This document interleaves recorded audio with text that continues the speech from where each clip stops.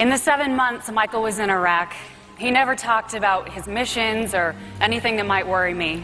So when he called on a beautiful spring day, we chatted about the dogs and the laptop he wanted to buy me for my new job.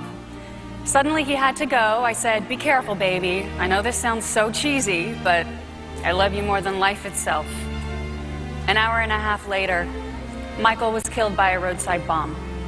I was 21 years old, and I was a widow. What do I do now? I cried to the two uniformed men that every military wife dreads will knock on her door. "We'll have a casualty officer call you." No. I said, what do I do with my life? Michael was my life. I began dry heaving into the grass, collapsing on the ground, screaming out loud, "My baby's gone, my baby's gone." The casualty officer showed up the next morning. He had this huge binder that said, "The days ahead." I'd never gone to a funeral in my life, let alone planned one for a 22-year-old husband. And how do you write a eulogy? For the first few weeks after the funeral, I couldn't leave my bedroom, just staring at the ceiling 12 to 16 hours a day. I lost 12 pounds. I hoped I would starve to death. It was as if my insides had been carved out, leaving me hollow. I remember packing up his clothes. If anything smelled like Michael, it went into my scent drawer. I felt like I had this huge sign on me that said, "I've had this awful tragedy. I'm a widow." People tried to be kind. They'd say, "You're still young. You'll get over it. Go on with your life." Meaning I'd be happy as soon as I found another man. They thought it was too sad to mention Michael. It became taboo to even bring up his name. I began to doubt myself, to think that maybe people were right. It was time to forget, to move on.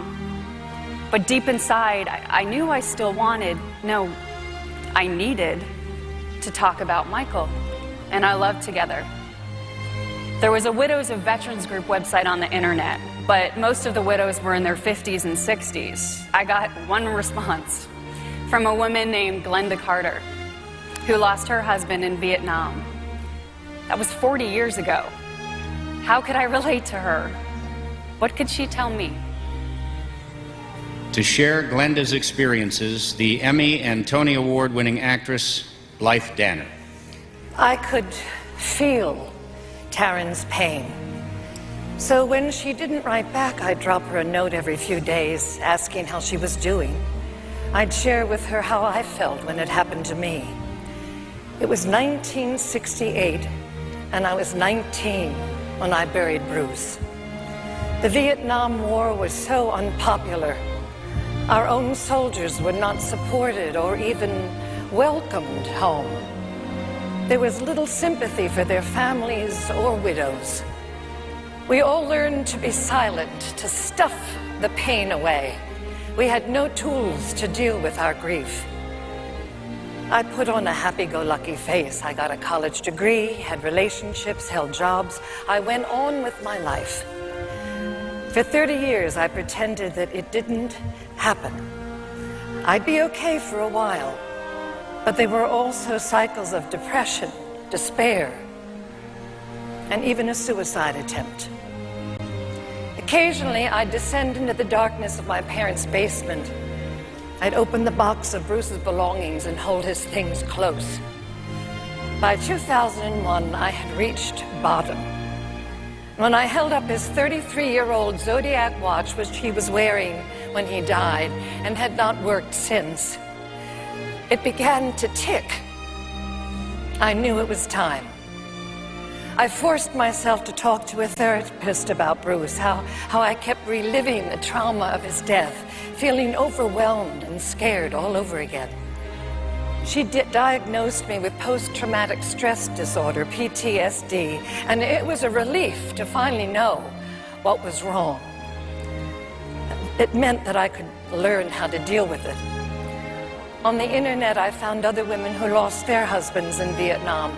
I found Marines who had known Bruce, and through them, the families of the 6 other Marines who had died with him.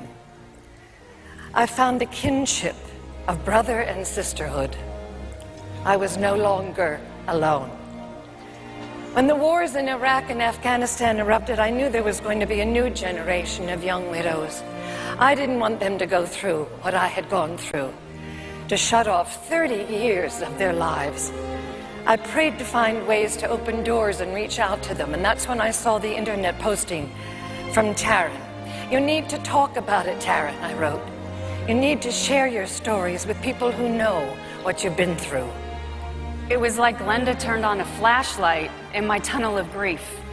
She wasn't telling me how to live my life or telling me that I had to forget Michael. She gave me permission to take my own journey, to follow the path in my heart. I started a Facebook page to spread the word. Maybe other young widows like me who felt so alone could relate and be comforted. I planned weekend getaways where we didn't have to put on a front, where we could talk about our husbands and the love we shared with them. And the first time I saw Taryn speaking at a gathering, I knew that she'd answered my prayer to help a new generation of widows. So often, even people with the best intentions don't know what to say to someone in grief. And yet the most important thing is not what to say, but to listen. Just knowing someone's going to take the time and listen to us means they care. When I lost Michael, I felt like I was trapped in a tiny box. There was no place to go. With the other widows, we laugh, we cry, we share together, and that support makes me stronger and stronger every day. There's no time limit you can set on grief. The true moving on is getting past the pain to a place where you are content and feel a sense of peace. Each widow must follow her own path to healing. For me, the journey led to the Vietnam Memorial, to finally confront the reality of seeing Bruce's name on the wall. When I touched his name carved on the hard granite, it didn't feel so much as grief, as a sense of belonging. When I left a flower at the wall, I knew it was for both of us. I too was a wounded part of the wall's history and its pain and suffering, but also a part of a community that offered comfort and peace. I remembered how Michael would do anything for his battle buddies.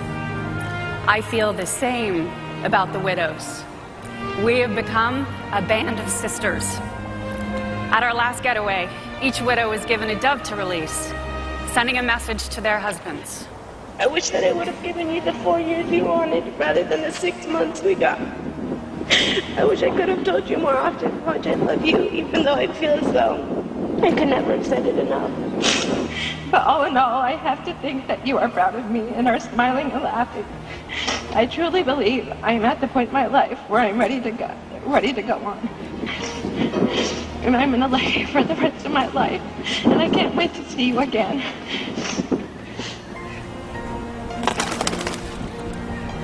As I watched the doves fly off, I felt the pain go away.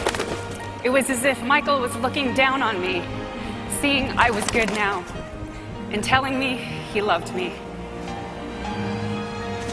Love you, baby. Love you, baby. Love you, Tom. 1, 2, 3. We all wished the last dove Godspeed as we released him together, our fallen soldiers, going home in peace.